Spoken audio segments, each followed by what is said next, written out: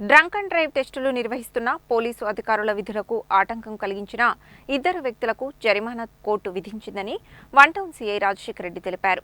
Police అధికారుల విధులకు ఆటంకం కలిగించవద్దని అన్నారు. సీఐ తెలిపిన వివరాల ప్రకారం 2022 సంవత్సరంలో రాత్రి ఎస్ఐగా పనిచేస్తున్న కె లక్ష్మీ నరసయ్య పోలీసు సిబ్బందితో కలిసి డీవీకే రోడ్లో డ్రంక్ అండ్ డ్రైవ్ డ్యూటీ నిర్వహిస్తుండగా ఇద్దరు వ్యక్తులు మద్యం మత్తులో మోటార్ సైకిల్ మీద ప్రయాణిస్తుండగా వారిని ఆపి డ్రంక్ అండ్ డ్రైవ్ పరీక్ష చేసేందుకు ప్రయత్నించగా సదరు వ్యక్తులు ఎస్ఐని చేతులతో నెట్టేసి సిబ్బంది విధులను ఆటంకపరిచి పారిపోయారు.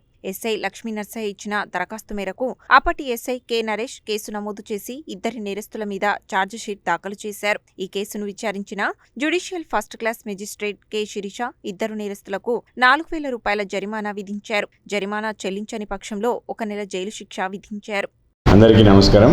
నల్గొండ వన్ టౌన్ పట్టణ పరిధిలోని క్రైమ్ నెంబర్ 32/2022 కేసులో ఈరోజు గౌరవ JFCM court K Sirisha madam గారు డ్రంక్ అండ్ డ్రైవ్ విధులు నిర్వహిస్తున్నటువంటి పోలీస్ సిబ్బందితో గొడవపడి విధులను ఆటంకపరుస్తూ దురుసుగా ప్రవర్తించినటువంటి ఇద్దరు నేరస్తులకు 353, 332 సెక్షన్ల కింద 4,000 జరిమానా విధిస్తూ లేదా 1 నెల జైలు శిక్ష విధిస్తూ తీర్పు ఇవ్వడం జరిగింది. ఈ సందర్భంగా సాక్ష్యాలని టైంకి ప్రవేశపెట్టి నిందితులకు శిక్ష పడేలా చేసినటువంటి మా పోలీస్ సిబ్బంది రామకృష్ణను ప్రత్యేకంగా అభినందించడం జరిగింది.